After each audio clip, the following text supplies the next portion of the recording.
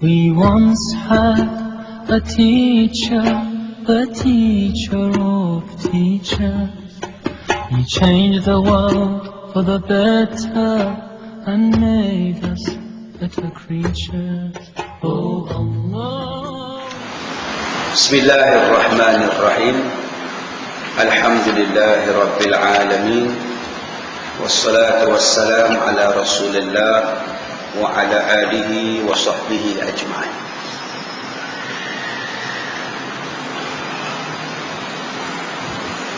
Di sini ada satu soalan. Ada orang bagi tahu dekat saya sunat mandi air 9 biarpun sekali seumur hidup. Betul ke Ustaz? Minta penjelasan Ustaz. Air 9 ni air apa?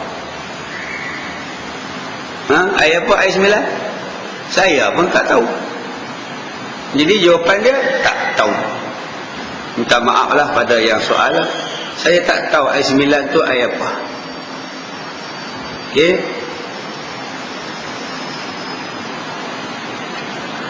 Okey, habis selesai masalah. Baik, kita lihat sekarang. Kita telah baca tentang darah haid. Kita telah baca tentang darah istihadah.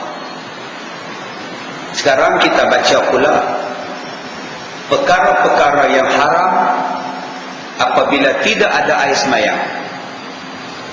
Perkara yang haram kita buat bila kita berhadas kecil.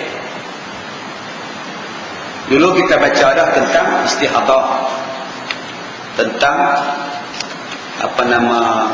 haid. Sekarang kita lihat, bila kita tidak ada air semayang, apa yang kita tak boleh buat? Nombor 1, haram sembahyang. Dengan segala bahagian-bahagiannya haram sembahyang. Dan segala bahagian-bahagian sembahyang. Bukan kata tak boleh sembahyang. Salah satu daripada perkara dalam sembahyang pun kita tak boleh buat. Tak faham Ustaz? Bila tak ada air sembahyang, tak boleh sembahyang. Yang tu saya faham Ustaz. Bukan setakat tak boleh sembahyang, bahagian-bahagian dalam sembahyang tak boleh buat. Apa dia? Sujud.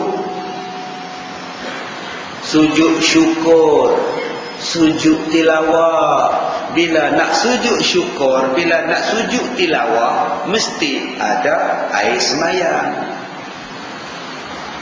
Tak apa Ustaz, saya bukannya sembahyang, saya sujud saja. Sujud tu pun kena ada wuduk. Kamu sujud apa? Sujud syukur. Nak syukur apa Ustaz?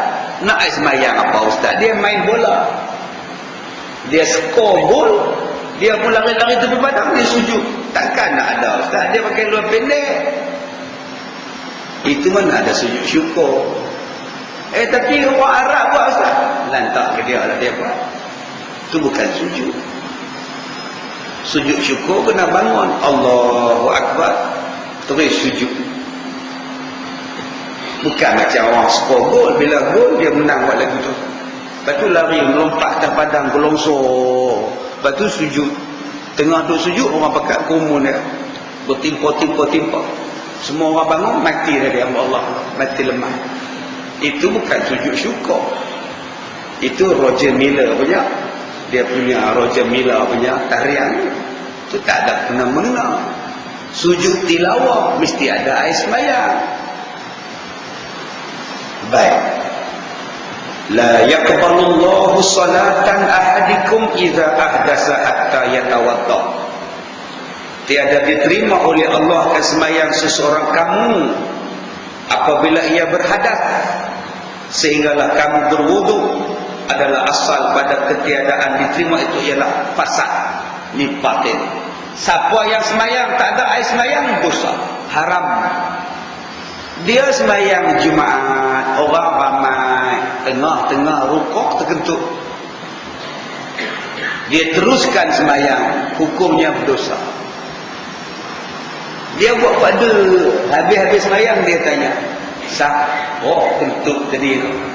Padahal dia lah kentut.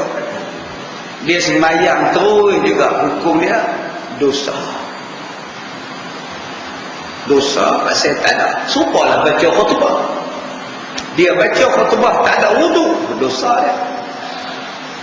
Dia kata mana orang tahu aku ada wudu tak ada wudu, lantaklah. Memanglah orang tak tahu, Allah tahu. Kita buat bukan untuk orang, kita buat untuk Allah. Supalah akak-akak semayang. Bila akak-akak semayang, telekung akak-akak tu terkoyak pada bahagian kaki. Kain terkoyak, nampak betul. Bila lipat sejadah, lipat telekung, nampak koyak. Lah, koyak pula dah. Tak apa, bukan ada orang nampak. Bukan masalah orang nampak, masalah dia tutup aurat wajib. Kalau tak nak bagi orang tak nampak, tidak ada masalah, baik tu saya pakai telekung. Pakai baju t-shirt, kain batik. Allahu Akbar. Mak tak pakai telekung, mak. Bukan orang nampak. Bukan orang nampak tu jadi masalah. Masalahnya ialah syaratnya mesti tutup aurat. Syarat semayang tu apa? Mesti ada wudu. Syarat sujud syukur, sujud tilawah, khutbah jemaah tu apa? Mesti ada wudu. Itu nombor 1. Nombor 2, tawaf. Tawaf salatun illa anna Allah halla fihi al-kalam faman takallama fala yatakallama illa bi khairin. Sesungguhnya tawaf itu macam semayang. Pasal speaker ni sat slow, sat kuat, sat dengung. Nabi kata tawaf ni macam semayang, menempati semayang, menggantikan semayang. Bila kita pergi Masjidil Haram, nak semayang tahiyatul masjid, tak payah tawaf 7 kali, semayang sunat 7 kali tawaf. Macam semayang, menempati. Cuma bezanya di dalam semayang tak boleh bercakap. Ketika tawaf boleh bercakap, dengan syarat ketika tawaf bercakaplah dengan perkataan yang baik-baik. Boleh. Sembahyang dengan tawaf sama, lebih kurang sama. Tetapi sembahyang tak boleh bercakap, tawaf boleh bercakap. Cuma nak bercakap dalam tawaf, yatakallamu illa bi khairin. La yatakallamu illa bi khairin. Nak bercakap boleh, melainkan cakap yang baik-baik masa tawaf. Dia tanya suami dia, abang dah berapa dah abang? 5 kali dah. Oh, lagi 2 kali ya bang? Ya, teruskan. Boleh? Boleh cakap. Abang jangan laju sangat, nanti tinggal. Boleh cakap. Selagi mana tidak lari daripada niat tawaf, silakan. Abang, tu Kak Leha dengan Pak Mi'on tu, kejarlah abang. Tuan-tuan pun kejar Pak Mi'on. Tawaf ke mana, Pak Mi'on ke mana. Tak mahu dia. Abang, tu Kak Tipah tu abang, yang hutang kita tak bayar abang. Lekas abang, lekas. Tawaf pun kejar, rempuh segala orang pasal kejar Kak Tipah. Jadi rosak lah. Tetapi boleh nyembah. Rabbana atina fid dunya hasanah wa fil akhirati hasanah wa qina adzabannar. Boleh. Suami tanya, kenapa kamu diam? Saya doalah hati abang. Doalah hati. Boleh. Kamu doa apa? Minta abang jangan berubah hati. Berubah hati apa? Macam-macam lah abang main Mekah ni, orang Iran ada, orang Turki ada, orang Malaysia pun ada, macam-macam. Cek dulu hati. Takut abang berubah hati. Sebab tu cek doa dalam hati. Semuanya hati belakang. Baik, nombor 3. Bila tidak ada air semayang, tak boleh bawa Quran, menanggung mushaf Al-Quran. Bawa tak boleh, menyentuh kertasnya tak boleh. Itu dia. Tetapi kalau Quran itu surah Yasin, di dalamnya ada terjemahan, ada doa, maka boleh pegang. Jika Al-Quran itu terjemahan, sebelah sini ayat Quran, sebelah sini maknanya, maka tak ada air semayang pun boleh pegang, tak jadi masalah. Tetapi kalau dia Al-Quran betul-betul Al-Quran mushaf, pegang tak boleh, mesti ada wuduk. La yamassul Quran illa tahir, tidak boleh menyentuh Quran melainkan orang yang bersih. Macam saya Ustaz, saya meniaga kedai kitab, orang datang beli Quran macam mana Ustaz? Mesti ada wuduk. Larat nak ambil wuduk Ustaz, banyak orang nak beli Ustaz, mesti ada wuduk. Boleh tak Ustaz kalau saya lapik dengan kain Ustaz? Ini Quran saya lapik je Ustaz. Lapik tu pun tak boleh. Itu dipanggil menanggung. Dipanggil menanggung. Kata Al-Hakim, adalah isnad hadis ini disyaratkan atas yang sah, sedang membawanya adalah lebih berat daripada menyentuh. Ustaz, kalau saya tak ada wuduk, Al-Quran ini saya bubuh di atas rehal. Al-Quran tu atas rehal, saya tak ada wuduk, saya angkat rehal tu Ustaz dengan Quran sekali, boleh tak? Tak boleh. Bukan kata Quran itu, rehal yang menampung dia, di atas rehal itu ada Quran. Tuan-tuan pegang rehal, pegang tu pun tak boleh, melainkan kena ada wuduk.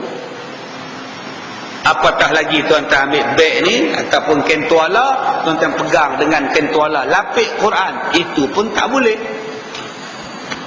Peraturan dia. Kalau semua tak boleh Ustaz, siapa yang nak baca Quran?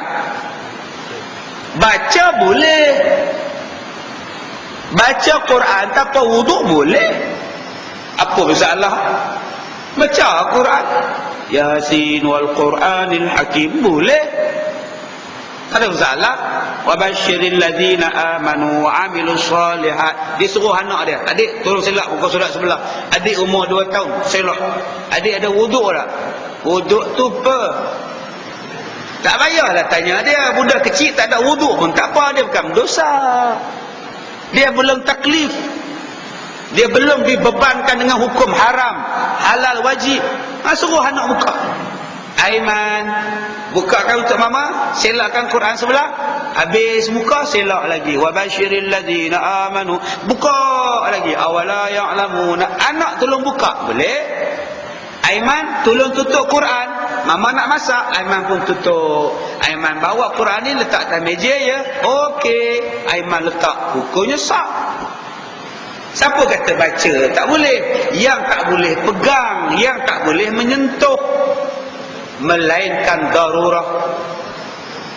Apa dia darurah? Bila Quran tu letak di bawah, kita pergi berjalan di kedai, kita lihat orang bukan Islam jual Quran, ambil.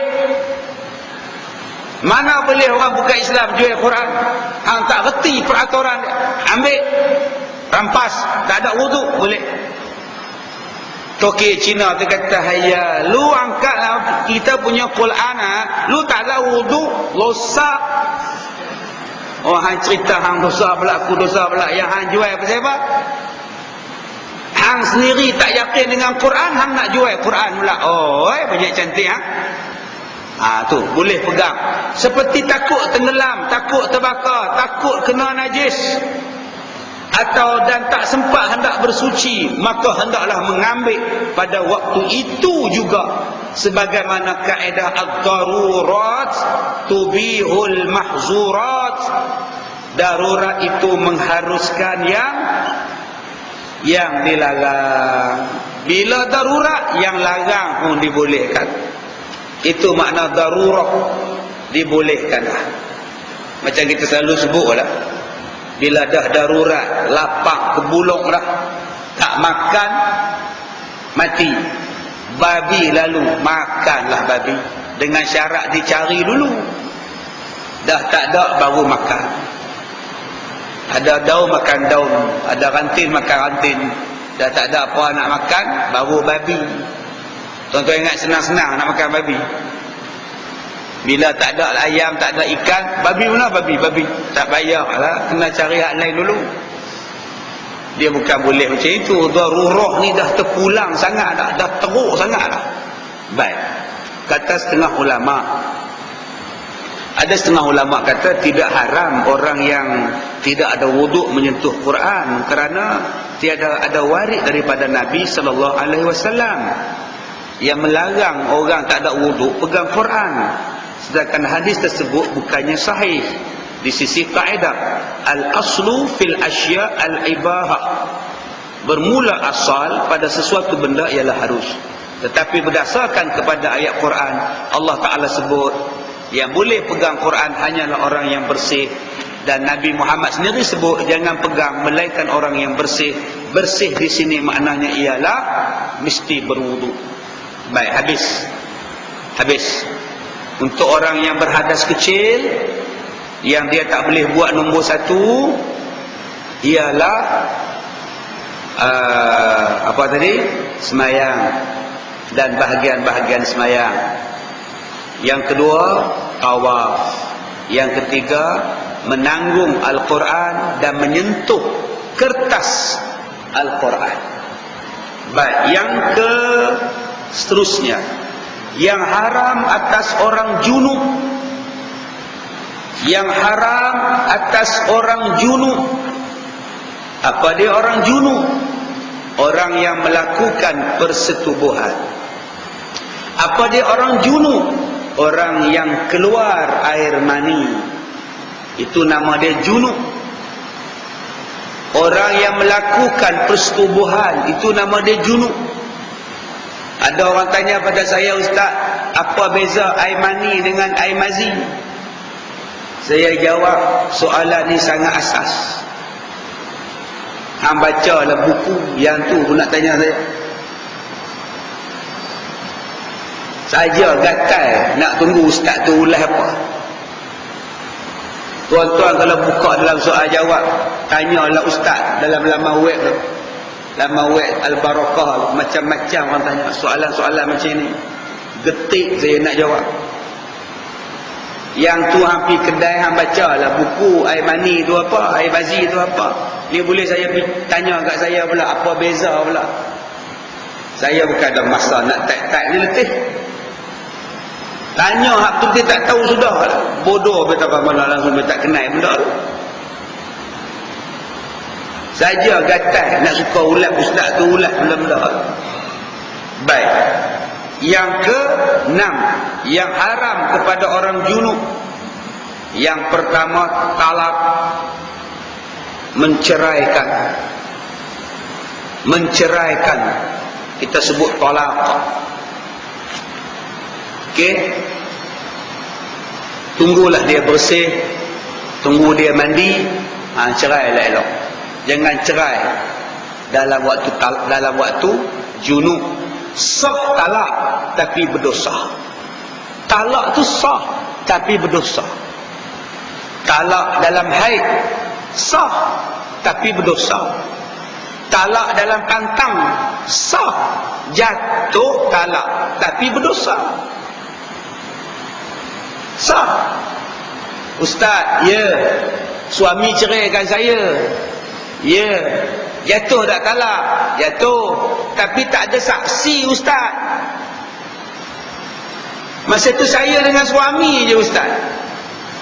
Akaklah saksi. Apa lagi nak saksinya? Ini bukan akad nikah. Akad nikah ialah saksi. Cerai tak ada saksi. Yang tak ada saksi cerai bila suami tu berceraikan isterinya seorang-seorang.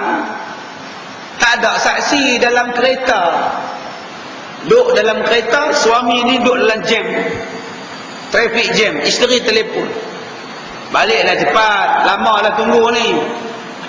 Nak balik apa, kereta jam ni, tak boleh bergerak ni, sabarlah. Baliklah cepat, dah tahu dah hari-hari petang jam, baliklah awal. Abang ni saja nak bagi orang tunggu dia tu. Hang faham tak? Kamu faham tak? Aku letih ni jalan jam ni. Faham, tapi abang tu tak faham, dah tahu jam, baliklah awal. Kita pun tutup, bodohnya ni, tak faham-faham. Ku cerai hang talak satu. Seorang pun tak dengar. Itulah maksud tak ada saksi. Dia tutup handphone, dia marah. Bodoh punya puan, tak erti bahasa. Ku talak hang talak satu. Padan muka hang. bawa kereta. Tak jatuh talak sebab tak ada siapa dengar. Itulah makna dia. Bila ada saksi walaupun isteri sebelah, jatuh. Dia nak faham saksi tu kena duk cokoh dua orang. Jatuh ke talak tu haji? Sah jatuh. Itu akad nikah. Kadang-kadang tak faham. Tuan-tuan setengah orang ni dia tak faham. Dia kata, Ustaz, saya ceraikan isteri saya talak 3. Jatuh berapa Ustaz? 3 lah. Dah abang sebut 3. Tapi dia orang cakap 1. Sebab saya belum pernah cerai Ustaz. Walaupun saya sebut 3, tapi 1 Ustaz. 3. Tapi Ustaz, masa saya sebut tu tidak ada saksi Ustaz. Isteri dengar tak? Dengar. 3. Tapi Ustaz, masa saya ceraikan dia tu Ustaz, lambat tau. Lambat. Aku ceraikan kamu talak 3. Lambat Ustaz. Ini bukan akad nikah. Akad nikah kalau lambat, ya tak sah. Aku terima nikahnya Latifah binti. Kamu orang binti. Yang tu betul. Ulang balik. Lambat nak sebut binti tu. Tapi talak jatuh. Aku ceraikan kamu talak. 3. Dia 3 lah. Walaupun ada tengah dia. Dia nak jadi. Dia nak bagi jadi halal. Sebab dia kata dah lebih 3. Kalau boleh nak jadi 1 balik. Dia tanya soalan supaya ustaz tu jawab mengikut kehendak dia. Bukan jawab mengikut hukum. Dia nak jawab, dia kan cari ustaz lain pula. Lepas ni dia cari ustaz lain pula. Ustaz yang boleh jawab macam dia nak. Itulah penyakit kita sekarang. Kalau ustaz tu jawab bukan macam dia nak, ustaz tu tak betul, tak boleh pakai punya ustaz. Inilah penyakit kita. Nombor 1. Nombor 2, orang yang hadas besar, orang yang berjunub, haram tawaf. Yang ketiga, haram menyentuh Quran dan haram membawa Quran. Tuan-tuan ni hadas besar, tuan-tuan bubuh Quran dalam beg, tuan-tuan pikul beg, bawa, haram. Yang keempat, membaca Al-Quran. Orang yang hadas besar baca Quran tak boleh, melainkan ianya menjadi zikir dan qasaknya bukan ayat Quran.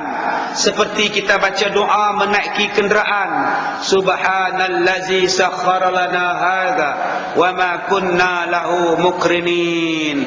Ayat Quran tapi kita niat sebagai zikir, maka tiadalah berdosa.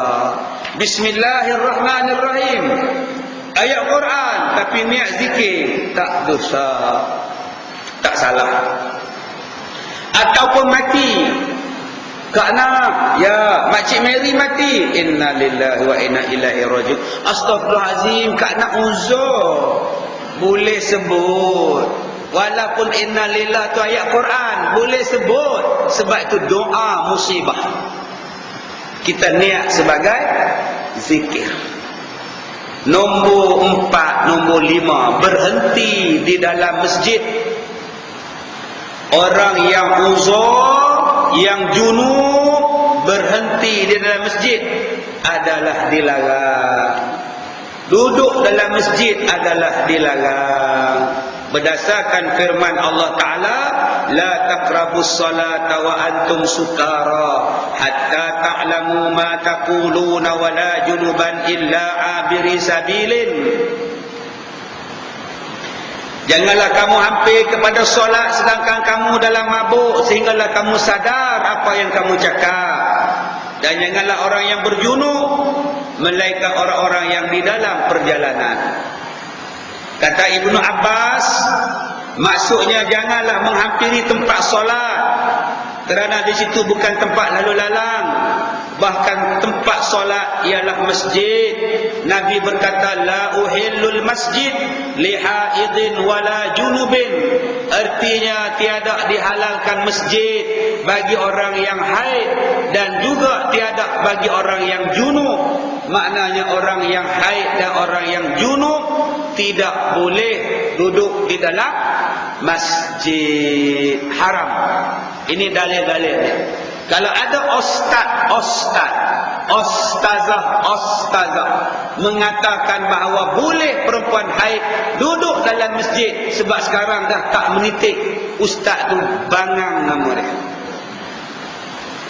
Okey? Sebab ada dah ustaz mengajar, dulu betul lah tak boleh, dulu menitik, sekarang tak menitik dah. Ya, saya lebih selesa dan kering, gunakanlah konteks. Tengah berita iklan macam tu, saya pun malu nak tengok. Astaghfirullahalazim. Dulu menatang tu kalau nak beli bungkus dengan paper. Dulu orang perempuan kalau nak beli benda tu dia suruh mamak kedai rujak tu bungkus dengan paper. Lah ni selamba dia bawa. Dengan ini lebih selesa dan lebih memberikan keyakinan. Gunakanlah selalu. Dia lompat dia kangkang tu. Punya tak malu dah hari ni zaman sekarang. Jadi perempuan macam itu yang haid tak boleh masuk dalam masjid, tak boleh tinggal duduk dalam masjid. Okey ustaz. Ustaz kata perempuan yang haid atau junub tak boleh masuk dalam masjid. Nyonya cat masjid tu pasal apa boleh? Nyonya. Ada tuan-tuan rajin pergi tanya kat nyonya yang cat masjid. Nyonya, you uzur ah? Apa uzur? Uzur apa? Ha, sekarang ni kalau kita buat surau buat masjid, Cina cat. Masa dia cat, maknanya masjid. Masjid tu belum masjid. Baru dalam pembinaan. Dia belum diiktiraf masjid. Sebab tu Cina tu cat. Lantaklah dia cat kat masjid lagi.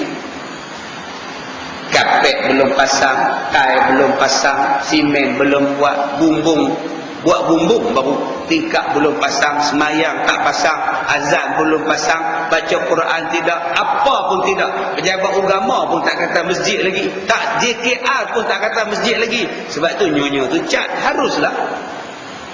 Tapi bila dah masjid, kenalah ambil tahu. Bila dah jadi masjid, kenalah ambil tahu. Siapa yang bagi nyonya lagi cat? Bagilah orang perempuan Islam cat. Yang kata bagi dia cat lah siapa? Tak ada orang Islam yang boleh cat. Mereka je pandai cat.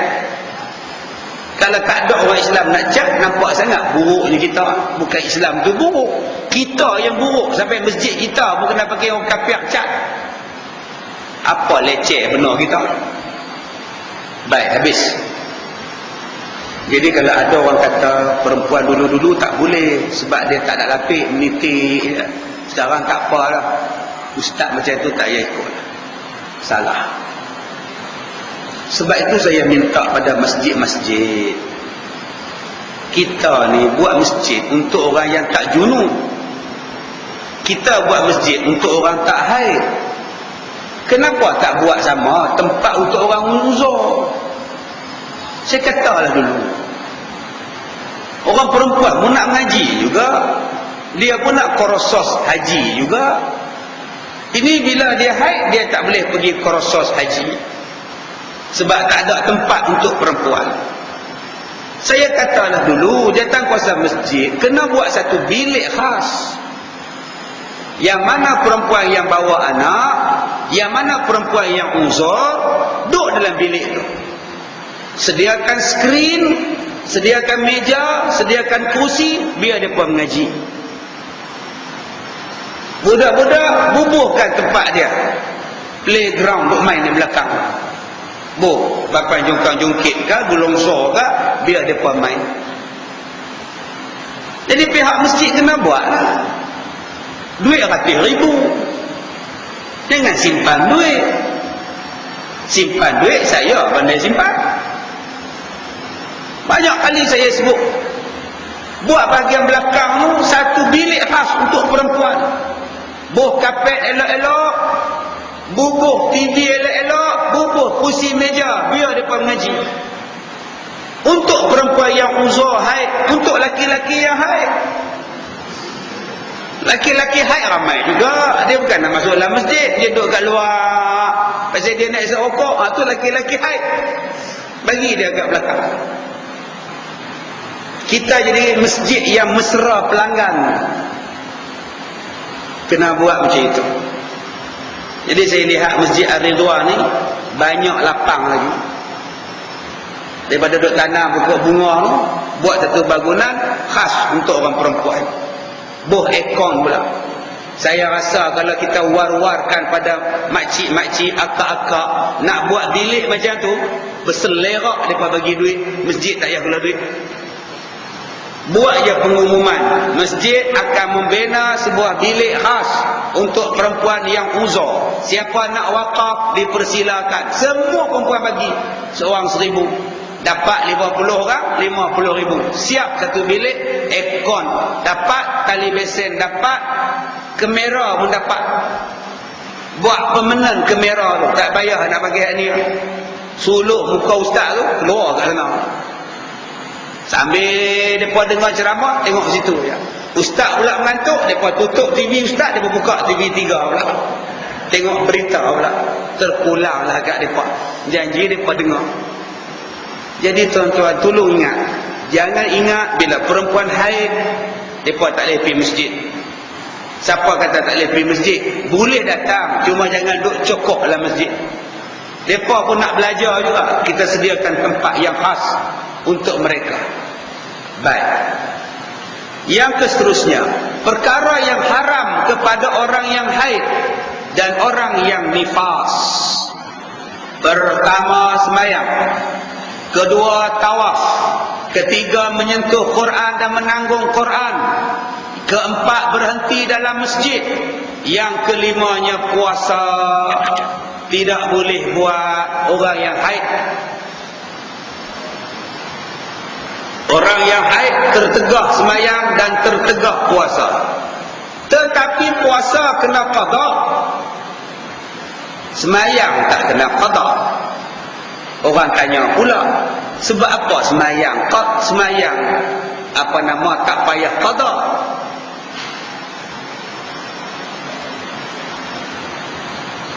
Kenapa puasa kena qada? Kenapa semayang tak qada? Saya kata dah, haid bagi orang perempuan bukannya jahat. Orang perempuan yang datang haid bukan jahat. Perempuan yang datang haid Allah sayang. Tuan-tuan, bila perempuan datang haid, jangan duk kata kotonglah, jahatlah. Dia masak nasi tak makan. Dia kata tak boleh masak nasi lagi basi. Orang dulu-dulu punya faham. Bila isteri dia haid, tidur pun tak sekali. Isteri tidur dalam bilik, dia tidur kat ruang tamu. Pasal pak tidur sini pak, kata anak, mak hang kotong. Mak hang kotong. Selagi mak hang bersih, pandai pula merangkak masuk dalam bilik. Pak sudah perangai kotong. Kalau perangai dia bersih, tidurlah sekatil. Yang tak boleh romen je. Tidur pergilah apa-apa. Masaklah apa pun. Orang dulu faham. Kalau isteri haid tak boleh masak, nanti basi lauk. Kalau begitu, tutuplah kedai runcit, kedai restoran, tukar masak perempuan. Tak menega malam. Malam uzur, takut basi. Seminggu tutup malam. Tak najis, tak kotor. Setengah orang tak faham kotor dah. Kotor tu darah dia. Dia tu tak kotor. Sebab apa Allah bagi dia darah haid? Saya kata dah, sebab Allah sayang. Allah bagi cuti ABC. Allah bagi cuti. Kita kerja banyak, Allah bagi cuti. Kita masak ngemas rumah, jaga anak, dukung kucing, kerja banyak. Mana nak masak, basuh kain, kemas rumah, pergi market, masak, hidang makanan. Mana nak tengok tasbih cinta, nak tengok duyung, santau. Orang minyak, sibuklah orang perempuan. Sebab tu Allah bagi cuti, rehat, jangan puasa, cuti. Makan. Makcik dah teruk, makcik oi. Cuti seminggu. Tadi saya breakfast pagi tadi pukul 9, pukul 8.30. Suami dia relax makan, ngak. Yang mak ni duk dukung anak. Tak dukung satu. Tak umur 3 tahun satu. Tak dukung ni gajuh nak rendah nak turun ni. Mak duk pegang, mak suat hak dia, mak suat yang ni, nak suat hak kecil ni lagi. Yang pak ngak. Itulah bapak misali. Yang mak ni dukung anak ni. Sekali lagi dia pergi cari makan, dukung lagi. Lagi duduk lagi, makan lagi. Yang pak ni tunduk kepala, tak angkat dah. Apa nak jadi kan jadi, aku lapar. Sebab tu Allah bagi cuti pada orang perempuan. Pasal dia pun teruk. Letih. Pak tak letih. Anak yang belak. Kalau anak tu berjaya, anak ayah. Kalau anak tu gagal, anak tu perangai kita. Kalau anak tu teruk, itulah rupanya anak kamu. Macam mana kamu boleh? Tapi kalau anak tu dapat 5A UPSR, hai anak ayah, pula otak dah. Dua-dua tu anak kamu lah. Dua-dua lah kena didik, jaga. Sekarang apa? Abang makan kejap. Wah, tunggu sekejap. Makan laju makan, minum air. Awamai anak tu. Biar abang pula dukung, pergi makan. Tahulah betul dia. Itu yang sebab Allah ni sayang dekat orang perempuan. Allah bagi cuti. Puasa cuti. Nanti senang-senang qada. Kenapa semayang tak qada? Sebab semayang selalu buat. Puasa jarang-jarang. Kalau semayang kena qada, lingkuklah orang perempuan. Kena 5 kali sehari, tinggal pula 10 hari, 50 jenuh. Tapi puasa setahun 7 hari tinggal, qada lah dalam tempoh 11 bulan selain pada bulan Ramadan. Boleh buat pasal lama masanya. Baik, yang seterusnya, haram yang seterusnya, haram lalu di dalam masjid. Haram lalu dalam masjid kalau takut menitik. Kalau tak takut menitik, dia boleh lalu. Dia pergi sana, rumah pejabat dia di sana, kantin di situ, nak lalu jauh, dia terpaksa lalu dalam masjid, dipersilakan. Yang tak bolehnya stop. Dia stop, dia tak boleh.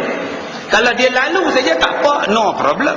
Yang tak maunya ialah berhenti, duduk, diam, tidur, menyandar dalam masjid. Yang tu yang tak bolehnya. Yang ke-8,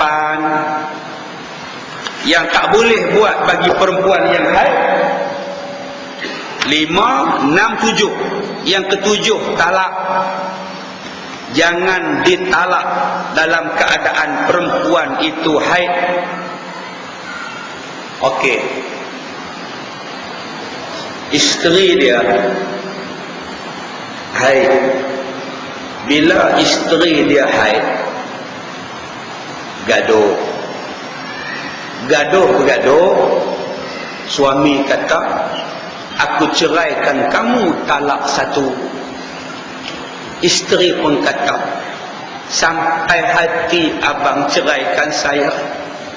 Saya ni dalam uzur ni abang. Uzur. Dah aku nak ceraikan kamu, aku cerai. Jatuh tak talak? Jatuh. Apa hukum? Berdosa. Macam mana nak cover balik supaya tak berdosa? Rujuk balik. Saya ulang balik. Pak, abang ceraikan kamu talak 1. Pak kata, sampai hati abang ceraikan saya. Saya di dalam haid. Suami jawab, haid main. Dah aku tak mau kat kamu, aku cerai kamu.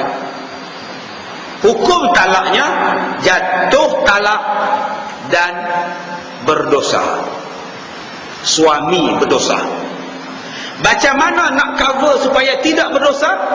Hendaklah dia merujuk isteri dia balik. Rujuk balik. toh abang rujuk dengan kamu, maka rujuk balik. Tapi abang tetap nak bercerai dengan kamu, hukum dia rujuk.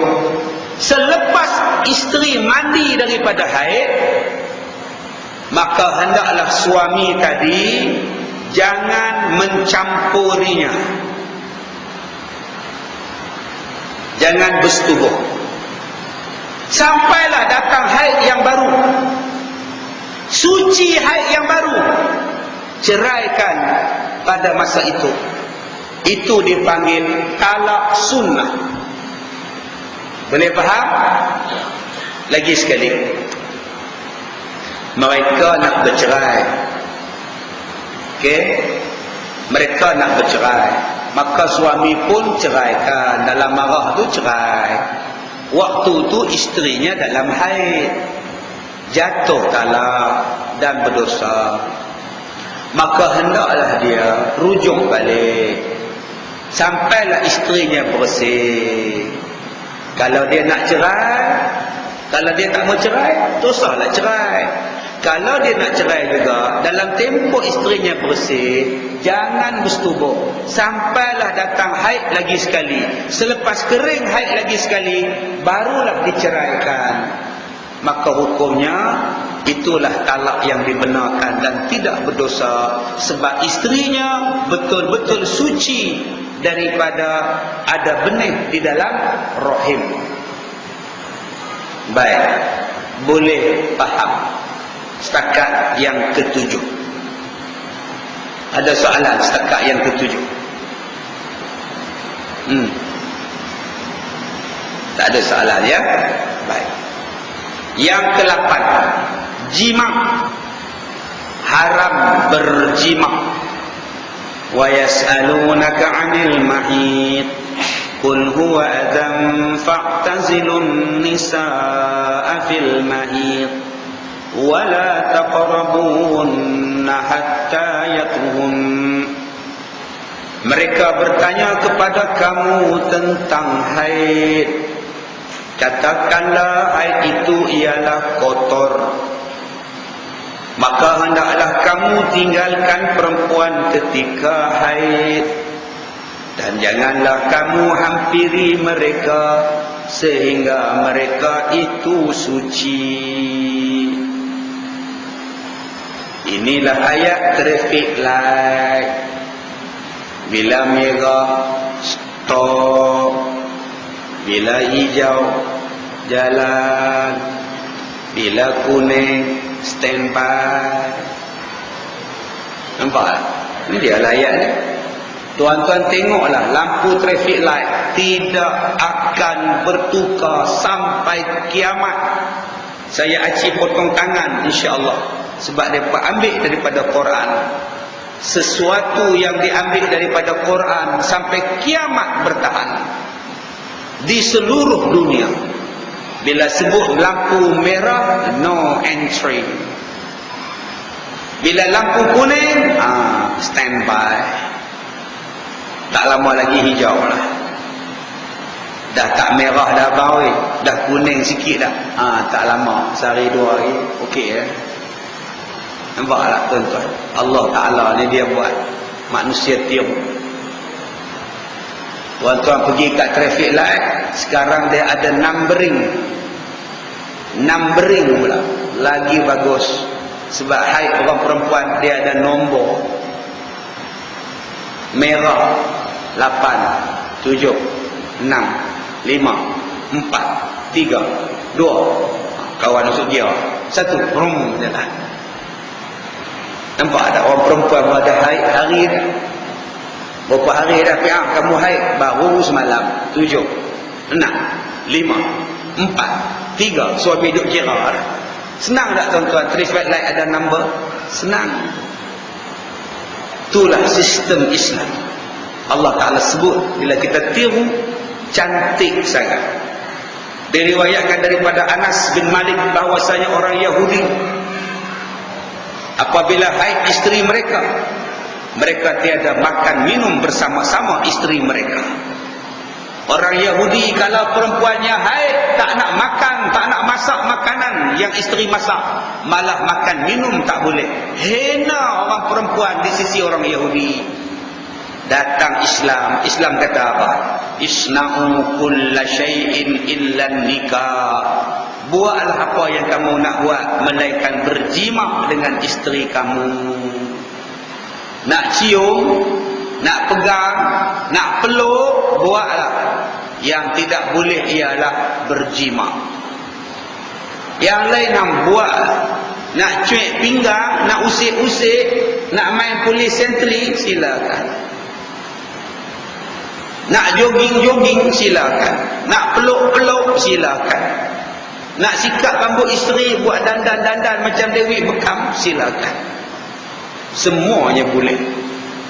Nak mandi sekali pun boleh. Semua boleh. Abang, jom mandi, okey, dua-dua mandilah bilik air.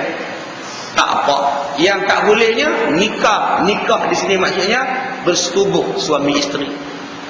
Islam cukup cantik, dia tak hina orang perempuan. Diriwayatkan daripada Ummu Salamah radhiyallahu anha, katanya, kanatil mar'ah min nisa'in nabi sallallahu alaihi wasallam taqudu fin nifas 40 lailatan la ya'muruha nabi sallallahu alaihi wasallam biqada'i salatin nifas. Kata dia, adalah perempuan daripada isteri Nabi sallallahu alaihi wasallam mengira ia di dalam nifasnya 40 malam, maka tiadalah disuruh oleh Nabi mengqada sembahyangnya dalam masa nifas. Yang suruh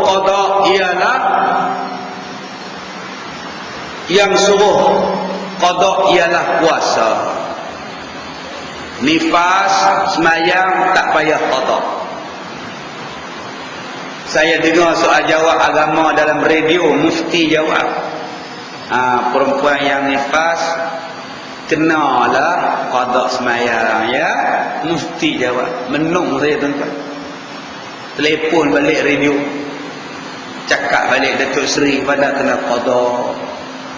Oh, saya silap.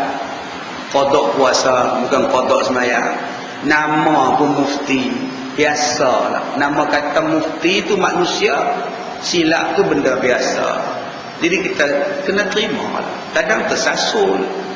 Banyak sangat mufti nak tengok sekarang ni. ESQ lah, PQ lah, banyak benda. Kan dulu-dulu tak ada lah, ada. Dia kena cek satu-satu. Jadi kadang-kadang terbabas juga. Sebab itulah wujudnya watawassaw bil haqqi watawassaw bis sabr. Sesungguhnya telah jatuh ijma' ulama, nifas adalah macam haid dalam hukum halal dan haram. Baik, peringatan. Wajiblah tiap-tiap seorang perempuan mempelajari hukum-hukum berkenaan haid, nifas dan istihadah. Sebab ada ustaz mengata bila dah pencen baru nak mengaji. Bila dah pencen baru nak mengaji, baru nak belajar. Makcik belajar apa? Belajar haid. Ustaz tadi jawab, makcik belajar haid apa? Setitik haid pun tak ada lah. Nak belajar apa lagi? Saya nak kata bangang kah? Bodoh dah ustaz. Apa belajar haid hanya untuk orang ada haid? Belajar tentang haid dan nifas bukan kerana kamu tu ada haid. Belajarnya sebab Allah suruh belajar. Jangan dihina orang perempuan belajar haid. Makcik belajar apa makcik? Belajar haid. Makcik ada haid dah? Tak ada lah. Belajar siapa? Belajarlah sebab dia ada anak, dia ada cucu. Kita belajar ni bukan untuk kita semata-mata. Kita belajar untuk orang, juga untuk orang. Memang makcik tak ada haid, tapi makcik belajar haid sebab makcik ada cucu, makcik ada menantu. Kadang-kadang mereka tanya makcik, makcik tak tahu, makcik belajar supaya makcik boleh jawab.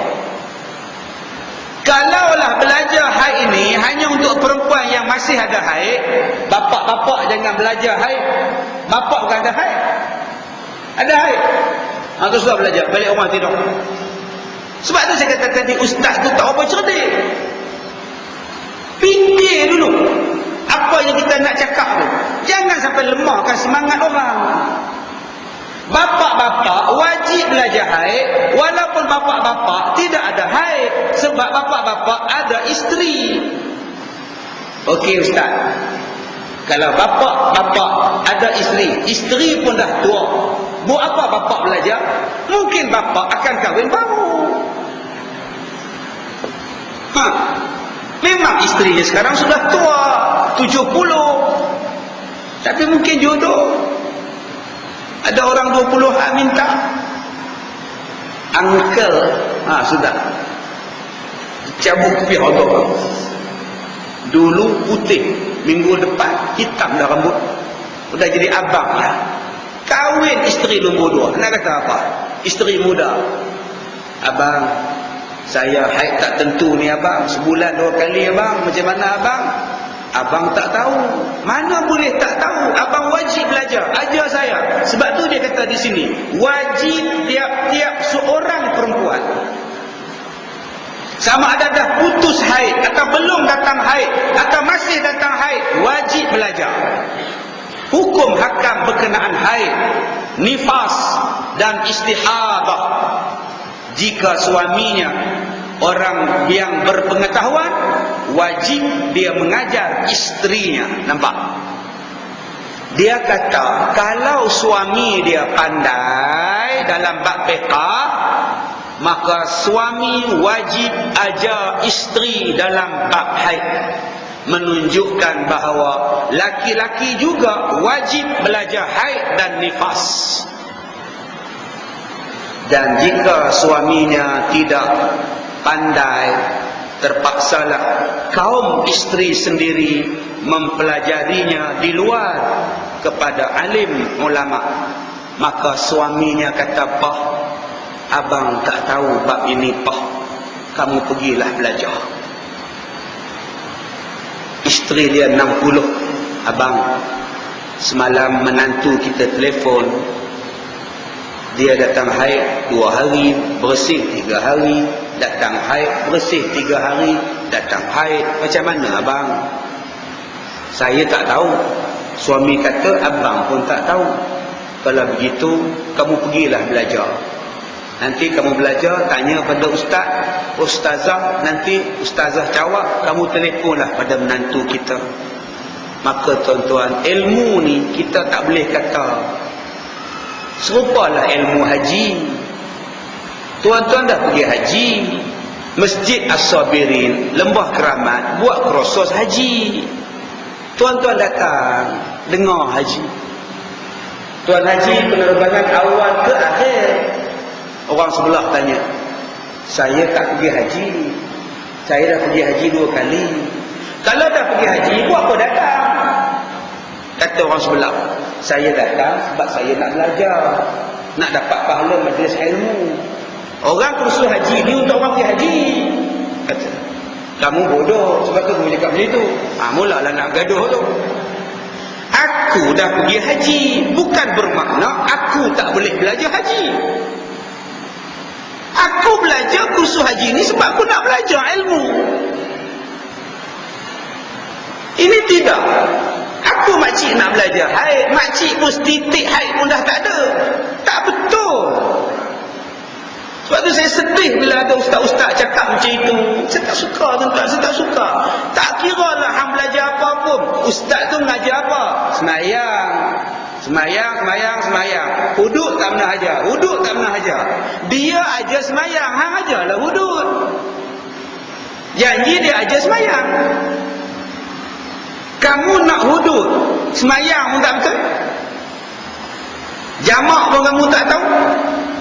Masbuk, makmum, muafiq kamu tak tahu. Kamu sibuk nak hudud. Allah tanya semayang dulu, bukan Allah tanya hudud dulu. Hudud atas pemerintah, atas kamu tak wajib. Semayang atas kamu wajib, atas pemerintah wajib. Nampak? Kita nak hudud, pemerintah tak buat, kita tak tanggung dosa. Kita nak Islam, pemerintah tak mau, kita tak berdosa. Kita dah cari jalan, mesti buat hudud, pemerintah tak mau, tak berdosa langsung tuan-tuan. Tuan-tuan selamat di soal daripada Allah di hari kiamat. Tetapi kalau tuan-tuan nak hudud, semayang tak betul, tetap ditolak. Semayang tak betul depan Tuhan, Allah kata macam mana nak terima kamu semayang tak ada tomak nina? Tuhan, saya nak hudud dulu Tuhan. Kamu tak diterima semayang sebab kamu tak betul. Saya nak hudud dulu. Cakaplah macam mana pun, nahi ke binahi, sebab Allah tengok semayang dulu. Sebab tu jaga-jaga tuan-tuan, jangan bila dah sebut nak hudud semayang merapu, Allah tak tengok lah. Jangan faham macam tu, semayang dulu. Jadi kalau ada satu ustaz mengajar bab semayang, silakan. Ustaz duduk iftirash, duduk tahiyat, duduk tawarruk itu apa? Sudah. Iftirash itu apa? Tawarruk itu apa? Istirihah itu apa? Tahiyat itu apa? Dalam semayang tak tahu. Ustaz, dalam semayang ada berapa sekah? Tak tahu. Berapa kali sekah? Tak tahu. Ustaz tu mengajar lah. Semayang, hari ni kita akan belajar bab semayang tentang sekah. Sekah di dalam semayang. Ada orang hina. Semayang. Ceritalah bab jenayah pula. Jangan hina dia. Hang masuk, hang mengaji je, belajar. Tapi kita hari ni suka condemn usaha orang, condemn yang orang buat. Itu penyakit kita. Sebab kita rasa kita berada pada level yang bagus. Bila kita rasa kita ada level yang bagus, maka layaklah kita nak condemn orang. Inilah kesilapan kita. Senang saja tuan-tuan, prinsip kita senang. Siapa yang mengajar tentang hukum Islam, aku mengaji. Siapa yang menyokong Islam, aku sayang dekat dia. Siapa yang nak pada Islam, dia adalah saudaraku. Siapa yang mengucap 2 kalimah syahadah adalah saudaraku. Senang sangat Islam. Kalau kita fahamnya itu, kita akan saling hormat menghormati. Baik, habis. Ada apa-apa soalan?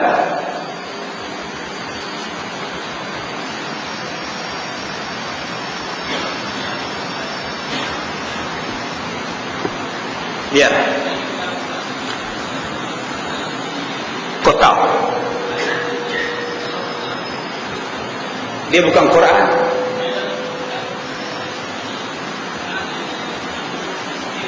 Tak apa, itu bukan Quran, itu bukan mushaf. Quran dalam handphone, dia bukan mushaf. Tuan-tuan ni ada handphone ke, iPad ke, apa benda ke, iPad ke ada sini, ada Quran. Dia baca, duduk lambah baca, itu bukan Quran. Tak perlu wuduk sebab dia handphone. Begitu juga dalam komputer. Tuan-tuan pegang betul-betul surah Al-Waqi'ah, tuan-tuan pun baca. Boleh tak tuan-tuan pegang skrin tu? Peganglah. Dia bukan ayat Quran, dia bukannya Quran, dia bukan mushaf. Yang tadi disebut memegang mushaf. Mushaf maknanya buku, suhuf, ada lembaran-lembaran yang boleh buka tutup, maka dia dipanggil sebagai mushaf. Dalam handphone, dalam komputer, itu bukan diiktiraf sebagai Quran sebab dia komputer. Sebab tu kalau handphone ni jatuh atas lantai, kita terlangkah dia, jangan duk junjung pula. Pak siapa hang junjung pula? Quran. Tapi heran dia masuk jamban pula, dia tak tinggal di luar tandas pula. Ada tak orang tinggal handphone kat luar tandas? Kenapa tinggal pakcik? Quran dalam. Keluar-keluar tandas tak ada lah. Inna lillahi wa inna ilaihi raji'un. Jadi bila masuk dalam tandas, off saja handphone, masuklah. Boleh. Lagi? Ya. Semayang menghormati waktu. Dalam mazhab Syafi'i ada hukum tentang semayang menghormati waktu, iaitu semayang dalam keadaan sangat darurah, yang tidak membolehkan bertayamum, yang tidak membolehkan berwuduk. Tak boleh lah. Tak Tak boleh dah nak semayang biasa-biasa, nak wuduk, maka nak buat tu terpaksa buat juga, tanpa wuduk, tanpa menutup aurat. Nama dia menghormati waktu. Nanti bila sampai keadaan sudah aman, silakan ulang balik semayang. Hukum dia boleh buat dan kena buat. Tak, walaupun ada setengah kata mana ada semayang menghormati waktu, lantak kat dia. Ya, lantak dekat dia. Kita ada semayang menghormati waktu. Keadaan yang sangat teruk. Ya, keadaan kebakar darurat yang sangat teruk, tuan-tuan tak boleh dah. Yang terkoyak misalnya, baju terkoyak, semua terkoyak, terbakar, hutan terbakar, tuan-tuan lari, air tak ada, apa pun tak ada, waktu dah masuk nak tayamum pula debu saja terbakar hutan, tuan-tuan semayang nanti buat. Ataupun keadaan sakit yang bersangatan, tak boleh ambil wuduk, sakit yang bersangatan, bantuan lambat sampai, kaki kita, paha kita jatuh pada pokok, tercacak, terkeluar dahan di bawah, tembus paha, tak boleh nak angkat. Sahabat lari pergi minta bantuan, kita pula tak boleh nak angkat paha ni. Wajib semayang dalam keadaan macam itu. Nama dia menghormati waktu. Jangan pergi ambil tayamum pula, pergi tempek dalam muka, aduh sakit, aduh tak payah. Hang duduklah situ semayang, Allahu Akbar, Bismillahirrahmanirrahim. Itu nama dia menghormati waktu. Nanti bila dah masuk hospital, doktor dah sihatkan semua, dah balut, dah jahit semua, senang-senang qadaklah balik. Tak berdosa meninggalkan itu. Itu nama dia menghormati waktu. Baik, ada lagi masalah? Kau ibu ada masalah? Tak ada ya? Baik, cukup sekadar itu. Kita jumpa malam nanti insya-Allah di Masjid As-Sabirin, Lembah Keramat. Kita sudahi dengan surah Al-Asr.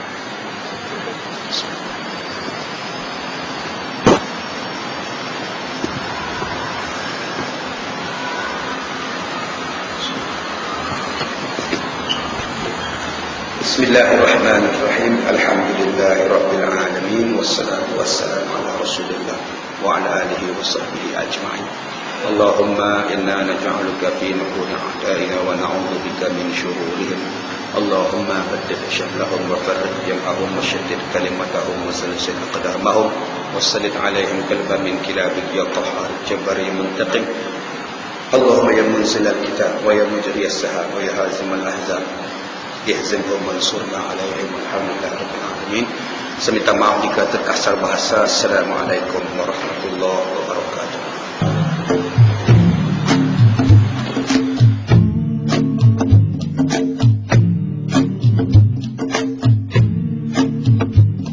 The dawn of each day, the coolest of the night, everywhere we look, Allah shows His signs. The warmness of the sun, the splendor